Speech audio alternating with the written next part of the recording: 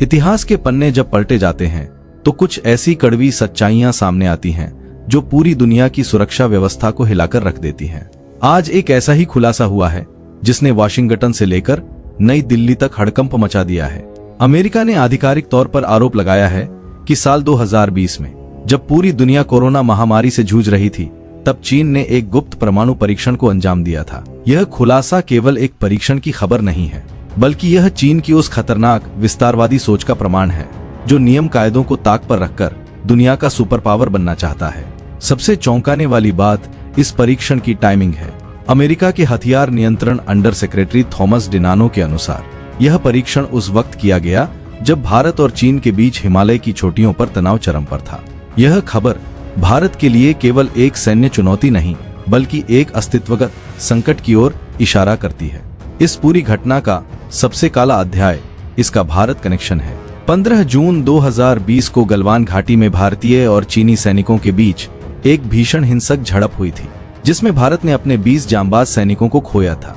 पूरी दुनिया की नजरें लद्दाख की सीमाओं पर टिकी थी। लेकिन ठीक इसके 7 दिन बाद, यानी 22 जून 2020 को, जब भारत अपने शहीदों को नमन कर रहा था, तब चीनी सेना ने अपनी लोपनोर परीक्षण साइट पर एक गुप्त परमाणु धमाका किया। अमेरिका का दावा है कि चीन ने सैकड़ों टन की क्षमता वाले इस परीक्षण की तैयारी पहले ही कर ली थी। यह महज इत्तेफाक नहीं हो सकता कि गलवान की झड़प के तुरंत बाद चीन ने अपनी परमाणु शक्ति का प्रदर्शन किया। यह एक सोची समझी रणनीतिक धमकी थी जिसे चीन ने दुनिया की नजरों से छिपा कर रखा, ताकि वह परीक्षण प्रतिबंध की अपनी अंतर्राष्ट्रीय प्रतिबद्धताओं के उल्लंघन से बच सके। चीन ने इस विस्फोट को छिपाने के लिए जिस तकनीक का इस्तेमाल किया उसे विज्ञान की भाषा में डीकपलिंग कहा जाता है।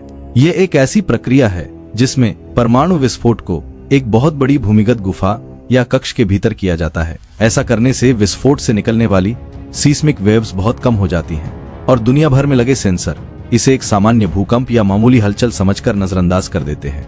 थॉमस डिनानो ने जेनेवा सम्मेलन में साफ कहा कि चीनी सेना ने जानबूझकर अपनी गतिविधियों को छिपाया, क्योंकि उसे पता था कि वह वैश्विक नियमों को तोड़ रहा है। चीन के राजदूत शेन जियान ने हालांकि इन आरोपों को झूठा और हथियारों की होड़ बढ़ाने वाला बताया है, लेकिन अमेरिका के पास मौजूद उपग्रह चित्र और खुफिया डेटा कुछ और ही कहानी बयां कर रहे हैं। यह चीन की उस धोखाधड़ी की नीति का हिस्सा है जिसे वह हर मोर्चे पर इस्तेमाल करता आया है। वैश्विक मंच पर इस वक्त एक बड़ा शून्य पैदा हो गया है, क्योंकि 2010 की न्यू स्टार्ट संधि समाप्त हो गई है।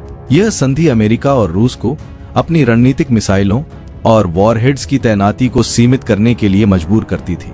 अब पहली बार आधी सदी में दुनिया की 2 सबसे बड़ी परमाणु शक्तियां बिना किसी प्रतिबंध के हैं। अमेरिकी राष्ट्रपति डोनाल्ड ट्रंप का तर्क है कि ऐसी किसी भी संधि का कोई मतलब नहीं है जिसमें चीन शामिल न हो, क्योंकि चीन बिना किसी रोक टोक के अपने हथियारों का जखीरा बढ़ा रहा है। अमेरिकी अनुमानों के अनुसार साल 2030 तक चीन के पास 1000 से ज्यादा न्यूक्लियर वॉरहेड होंगे।